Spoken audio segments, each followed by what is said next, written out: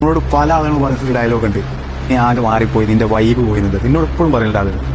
അത് ശരിയാണ്, മാറിയിട്ടുണ്ടാവും. കാരണം situations changes people, experiences changes people, responsibilities changes people, ചില മൊമെന്റ്സ് ചേഞ്ചസ് പീപ്പിൾ, അതുപോലെ സം ഇൻഡിവിജ്വൽസ് ചേഞ്ചസ് പീപ്പിൾ. അപ്പം നമ്മൾ അനുഭവിക്കുന്ന ഓരോ കാര്യത്തും, നമ്മൾ അനുഭവിക്കുന്ന ഓരോ ആളുകളെടുത്തുനിന്നും പല സിറ്റുവേഷനിലായിട്ട് നമ്മൾ പല കാര്യങ്ങൾ പുതുതായിട്ട് നമ്മൾ ബിഹേവ് ചെയ്യാൻ തുടങ്ങും.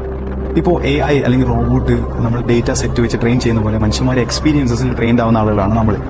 അപ്പൊ അങ്ങനെ സിറ്റുവേഷന്റെ നമ്മൾ ചില സിറ്റുവേഷൻസ് എക്സ്പീരിയൻസ് കൊണ്ട് നമ്മൾ മാറുന്നില്ല എങ്കിൽ മനുഷ്യർ വാല്യൂ ഇല്ല എന്നുള്ളതാണ് ഞാൻ മനസ്സിലാക്കുന്നത്. കാരണം ജസ്റ്റ് എക്സാമ്പിൾ പറഞ്ഞാൽ, ഇപ്പോൾ എന്റെ വീട്ടിലൊരു ഫൈനാൻഷ്യൽ ക്രൈസിസ് അനുഭവിച്ചിരിക്കുന്ന സമയത്ത്, അല്ലെങ്കിൽ കടം കയറി മുടിഞ്ഞു നിൽക്കുന്ന സമയത്ത് ഞാൻ അപ്പോഴും എന്റെ വൈബും തേടി എന്റർടൈൻഡ് ആയി നടന്നു കഴിഞ്ഞാൽ അതിന് പിന്നൊരു വാല്യൂ ഇല്ല.